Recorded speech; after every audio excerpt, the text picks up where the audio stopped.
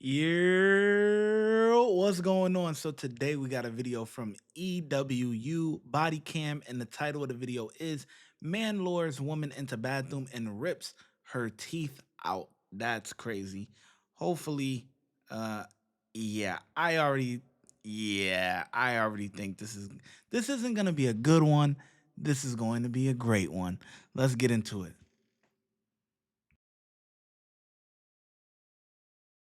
It's in that door on the left. You done spit it down, Nick. Who what? It's in that door on the left, but hallway's narrow, bro. Drop the knife! Drop the knife! What's she do to you? Kill no family. On June 1st, 2024, reports of an employee being held hostage in a gas station bathroom in Sanford, Florida, sends police racing to the scene. With the suspect reportedly armed and dangerous, officers must perform a high-stakes rescue before it's too late. In the aftermath, the disturbing details of the incident leave investigators questioning, was this a sudden act of random violence or something far more insidious? He's a demon hunter. He's a demon hunter? The following report is based on official police records, and most of the footage has never been seen before until now. Please note that all persons charged with a crime are presumed innocent unless and until proven guilty in a court of law. At 5:08 a.m., dispatchers in Seminole County receive a distressing 911 call from an employee at a racetrack gas station. 911. My coworker, my shift manager, has been locked in the men's bathroom with another man who's not letting her out. Okay, hold on. You said your coworker's locked in the bathroom? Did he put his hands on her? Hello? He's got a knife. Okay. Give me He cut her neck. Within minutes, an officer arrives at the scene, where a customer who witnessed the attack shares horrifying details. Get that quick, man. He done spit it down, Nick. Who what? Damn. Come on, Eric, get traffic. Come on, get your taser out and all that. For real, sir. In the last bathroom to the left. Is there anybody else inside? There's two ladies in there, but he got her down right now. Yo, wait. Who else is inside? It's just me and my assistant manager and Where the they guy at? in the men's bathroom. Where's your assistant manager? She's in the bathroom. With him? She's in yeah. Sir! He's got a knife. He's got her neck. Sir, he has her pinned down in there. Okay. I'm... I understand. What's the address on that? I believe it. 3760 Orlando Drive. The last bathroom to the left.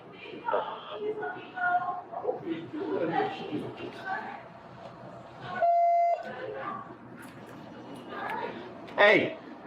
Can you hear me? Hey, can you wait outside? Can you wait outside?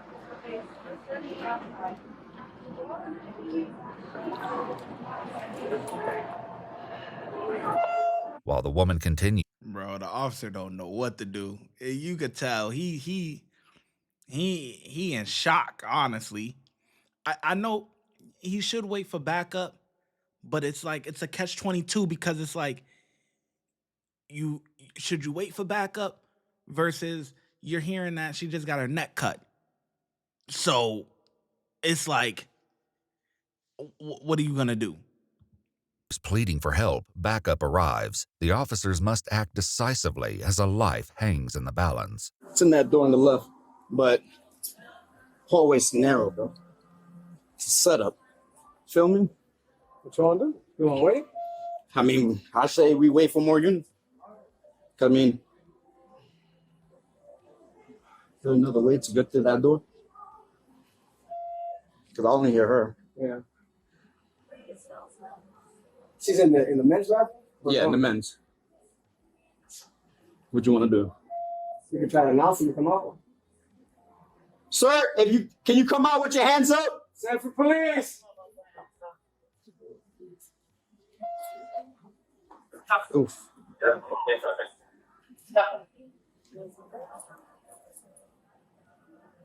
Send for police!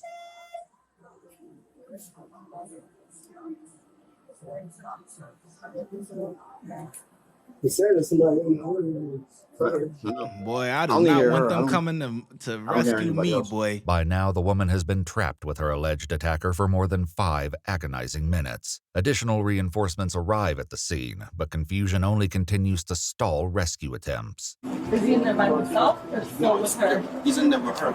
Is she screaming for help? She's crying. The key. Is that the manager outside? Hey, where's the key?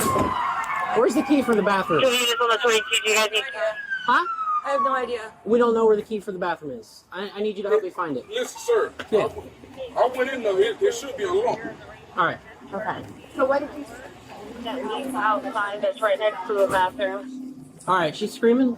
Go in. I know. Go in. What are we waiting for? Women's or men's? Men's.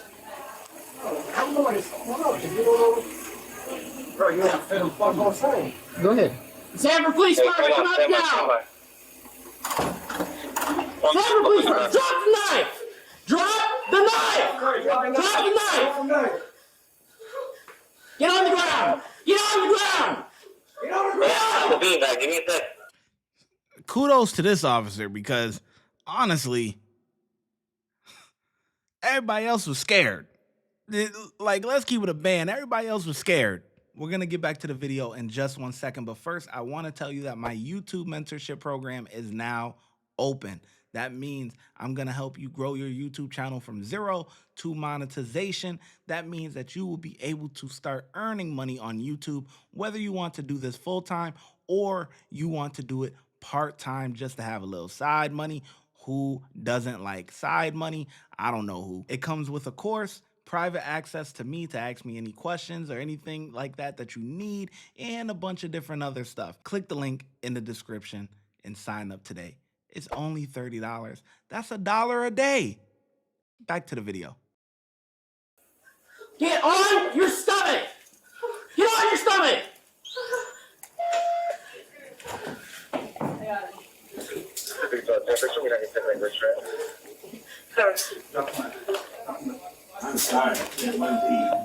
That black officer is scary. Come on, bro. baby!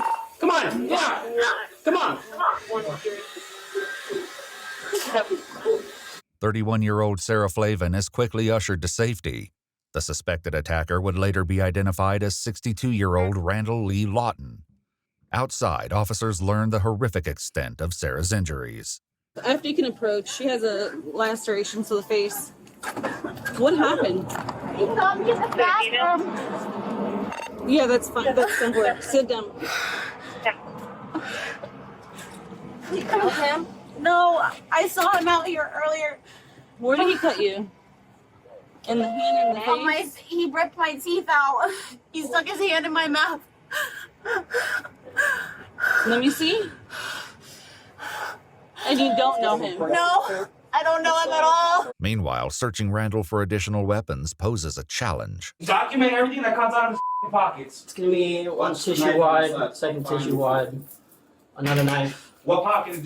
What pocket? Right pocket, right? Right pocket. And make Right. sure he's secure. Don't, come on. Just stay. Hey, come here, chill out. You're not going anywhere. Hey, if you move, tase him. Hey, grab his arms and drag his out here. Come on, open the door. Somebody check it with his legs. Come on, man. Go, drag him out, You, move back, make sure nobody moves on. Act like an animal, treat him like an animal. Hey, what's your name, guy? Outside, Sarah shares the chilling details of how Randall lured her inside the restroom. I saw him walking around earlier. He had a flag on him, and I saw him coming from around the building. And when I was coming back inside, I saw him standing in the hallway, and I asked him if he needed something. He said the restroom was out of toilet paper. Well, I could see visually that it still had toilet paper, and I said, "Sir, please step out. Let me check." And when I checked it, I said, "It's got toilet paper," and he got in front of the door and closed it behind me. And I said, "Please let me out. Please just let me out. Please let me out." He was trying to slit my throat. He said that I was somebody. He kept calling me Eve, and I kept begging him please not to. Why Randall would call her Eve is a haunting question, and they'd later learn details far more unusual than they could have ever imagined. They'll soon speak with Randall, who finally appears ready to comply with officers. You gonna act stupid again or no? No. Huh? Just sit him up on the back side. All right. Somebody read him Miranda and figure out what the he's doing. While officers read Randall his Miranda rights, Sarah's injuries are more closely examined. Did you get stabbed anywhere else? I just in my face and in my hands. I grabbed the blade with my hand. Why is there a hole here in your shirt? We scuffled around in the bathroom for a good Let me minute see your and I hands. couldn't get to the door. While Sarah receives treatment in the ambulance, officers work to understand what may have led to the incident. Yeah, he slit her throat. Yeah. She's okay. I'm not sure. I think she's gonna be okay. She's talking, but Yeah. deep dash I here, saw deep dash here. Yeah, this is aggravated battery. Oh yeah. With a deadly What weapon. else the intentions were? With many questions still unanswered, officers turn to witnesses for more information. When I went in there, I thought the door was locked when I pushed over. I didn't want to grab it, he cut me, you know what I'm saying? But I seen him had a dent over the toilet. She was like, get off. I was like, nah, that's when I came out and got my phone, but she was already on the phone with me. Okay. Was her pants down or anything like that? No. When he had her bent over or anything like that? He just had a heel. But he was standing or what he was Standing over. Okay. The true motive behind the incident and the identity of Eve can only be answered by Randall. Officers begin to question him, but his bizarre responses only deepen the mystery. Randall, are you having a bad day today? What's going on? We all do this for some reason. I wanna understand why. Tell me why. What happened? What made you do this today? 2-4, I'll be following the ambulance to the HCA. What about your past? What about your past? What made you do it today? I don't know. I'm already dead. Okay, why are you saying that? Why do you think you're already dead? Anyway, No, man, I'm worried about it because, you'll find it someday too. No. That's tomorrow, everybody. As the investigation continues to unfold, officers review the factors that delayed Sarah's rescue. We were just waiting for one more person to come with us. We didn't want to go straight in. We don't know. It's a small. No, I know. That's Small insane. city. In that case, y'all would have been fine. I didn't realize that because you guys were standing outside. I thought everybody was out. No, we're still. Yeah, that I ain't gonna lie. I do not want Beavis and Butthead to protect me, boy. They gotta go. I ain't gonna lie to you. They not wrong. You not wrong for waiting for backup, but you hear somebody with a knife, he cut her throat, and y'all just sitting there like, I could understand him not going in by himself, because he was there by himself in the beginning, the guy with the glasses. But once the other dude came, it's two of y'all. We gotta make a move, because somebody's life is in jeopardy here. If I call the cops and y'all two come, I'm tight. I'm pissed. Just wanted one more. Like person. when that you go in, like that's you don't have to wait for a third person. As Randall begins to explain why Sarah was targeted, his reasoning takes a dark and twisted turn. Her name is Eve. Okay. Mother Mary and all them. Yep. Spiritualism. Okay. Okay, and then Got a lot of flaws. so she calls herself Sarah to you, and then you figure it out. You're like, oh, well, why do you got to cut Eve? Because what she done to me, What'd she do to you?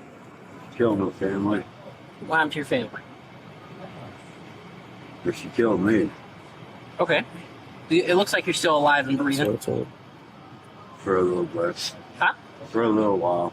I hope it's going to be for a long while. But what you did today is, a little concerning. Yeah. You talked to this girl before? No. No, you've never seen her before? No. Not in that body. While his responses raise more questions than answers, Randall denies being on medication or being diagnosed with any mental illnesses. Soon after, Randall is taken to the police station for an interrogation.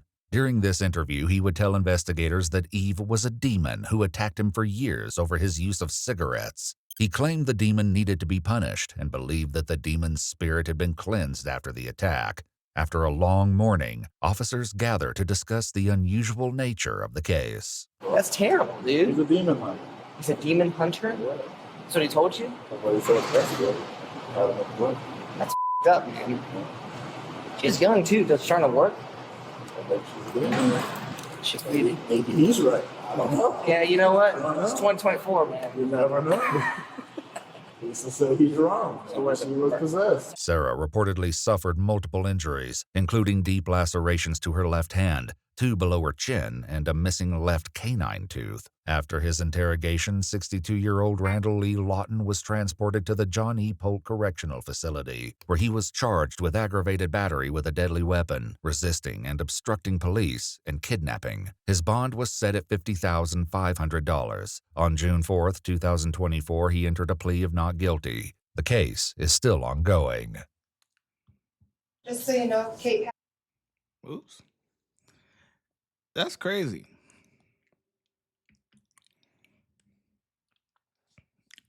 Listen, you go through situations not exactly like this, but kind of similar in corrections, right? And where there may be a fight going on or anything like that, right? And the reason why I'm saying this, if you don't know, I used to be a correction officer, but there's certain situations where yeah, they always teach you, you know, to wait for backup and stuff like that or whatever, but like sometimes it's like even though they're inmates, right? You're still there to protect the life, you know what I'm saying? So sometimes you have to jump in.